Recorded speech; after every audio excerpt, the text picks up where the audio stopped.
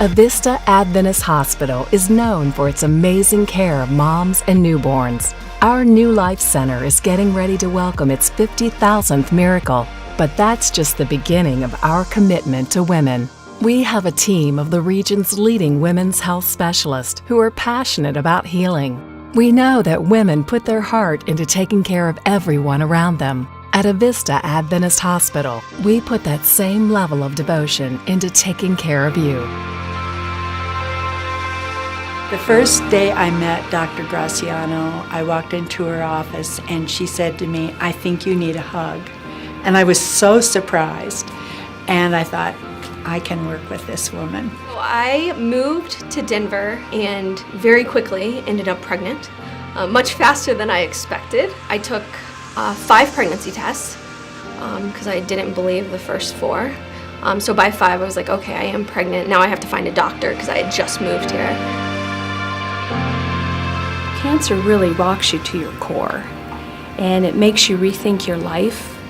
But again, having the individuals that were surrounding me as a team, as a support team, was very, very important. I don't think anything could ever prepare someone to hear the words, "you have cancer." The C word is a scary, scary subject, and I think it has a bad stigma with it. There's nothing that really ever prepares you for it, though.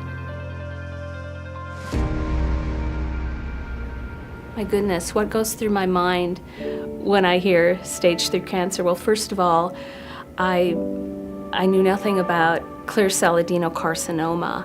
I started off just researching and trying to figure out what that was.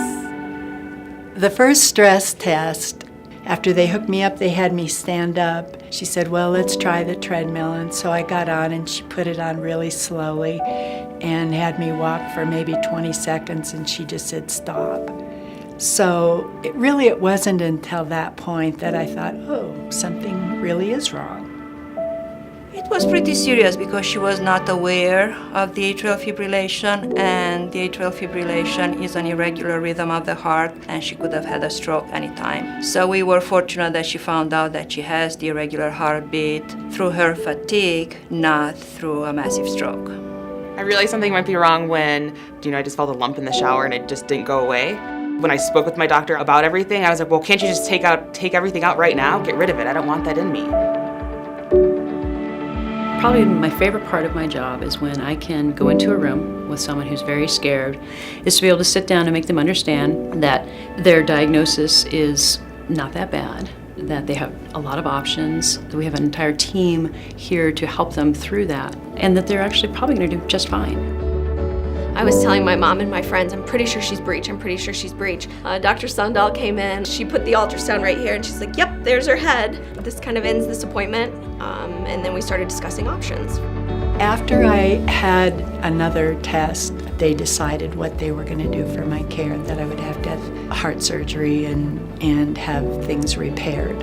The first thing we talked about was if I didn't do anything and she didn't flip naturally, I would have to have a C-section. The other option was kind of just wait and see if she flips. And then the third option was to do an external version. It's a procedure done at the hospital, and they manually on the outside push the baby into the right position. And for me, I think it immediately made sense to go ahead and do the version. The surgery with Dr. Dimitrova, it happened very quickly. And when she got in there, she realized that the cancer had spread to some of the lymph nodes. So it ended up being a 6.5-hour surgery. And I'm so glad that she spent the time, she thought on her feet. I was very pleased that she found what she did and she took care of it for me. What inspires me about my patients is the relationships I create. Being in such a scary situation creates lots of closeness, and the intimacy that you have with people is like no other. They share things with me that they have not shared with anybody else in their life. I had real long hair before I started the process, and I wanted to be in control of that process, so I put on some angry girl music and buzzed my hair off, donated it, but cancer does not discriminate. Doesn't matter, you're young, you're old, you're black, you're white, doesn't matter. Trust your instinct. If there's something that doesn't feel right, go to the doctor, don't be afraid. Really important just to have that courage to even just pick up the phone and call the doctor. It was funny. We were joking beforehand with Dr. Sundahl. I was asking her if she lifted weights beforehand. Because as she's pushing, she was pushing so hard her arms were shaking. Like she was using her forearm, and she tried probably 3 or 4 times and she wasn't moving. So then they're like, all right, we're gonna try the other way. And she tried a couple times and she wasn't moving. She was like, all right, one more go. And then on that go, she flipped into place.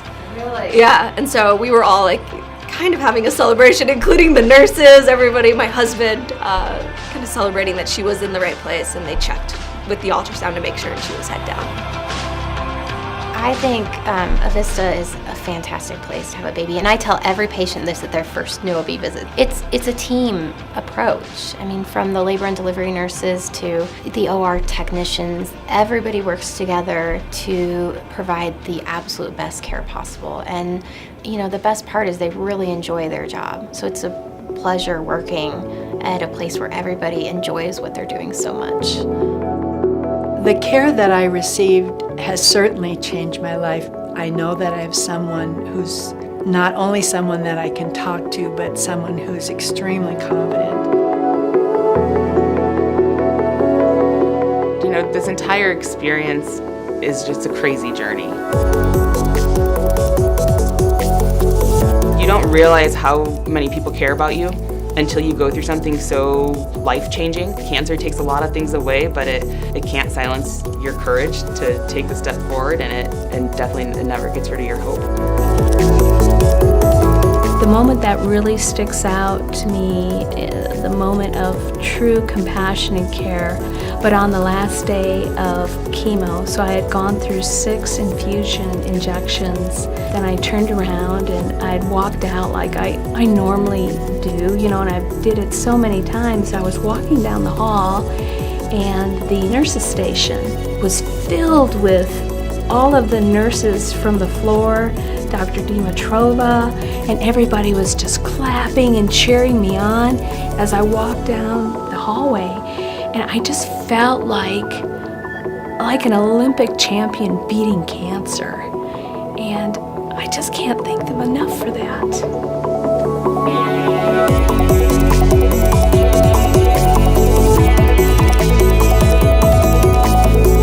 You know, tomorrow's not guaranteed, so I'm just looking forward to being able to just embrace life every day. And you know, I know going forward that I can confidently live my life and know I have a team of doctors and like Dr. Tynan just supporting me. I feel extremely grateful for the care I've had, the compassion that every single person has shown me. I'm extremely grateful. We actually went and got this card that had all these superheroes on it and dropped it off because everybody, the entire staff, was wonderful. Being able to do the way I wanted to and get that full experience was really important to me. It meant a lot to both me and my husband to be able to go through that together.